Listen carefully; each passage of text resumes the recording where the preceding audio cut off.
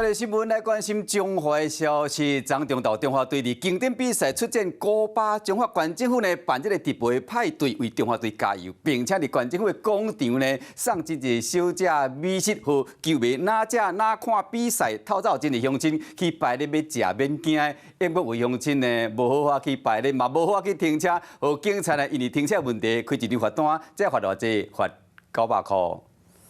乌托摆停啊乱七八糟，都变个真歹行。这么侪人违规停车，都是为着这。为着庆祝中华队伫咧经典赛有好表现，中华政府举办 party， 包含业者免费送控肉饭和肉圆，而且都真侪民众心花开，来到县府广场领号码牌排队。 排队队伍超300公尺，1500多人，为民众都惊食无，因着凊彩甲乌托摆停伫咧县府四周围，影响着民众用路的权益，因为车辆违停伤过济，互民众看袂做。因为毕竟还是红线，觉得我们用路人还是要遵守一下交通规则。 警察来到现场准备开单，真侪民众听到县府广播，当紧来刷车。不过嘛是有真侪人无咧准问，想讲袂遮尔水啦，无想要离开排队队伍。不过这个代价是真悬的。划不来啊！划不来哦。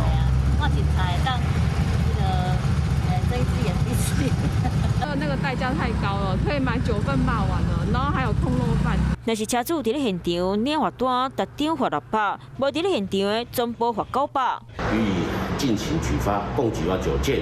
县长王惠美亲自发控肉饭和肉圆予排队民众，透过经典赛来行销地方的美食。不过，有民众因为家己违规，好食点心又未食到，就先扣开罚单。 嗨，我是庄宇杰。想要看到更多的新闻内容吗？赶快订阅华视新闻的 YouTube 频道，并且开启小铃铛，跟着宇杰一起看新闻吧。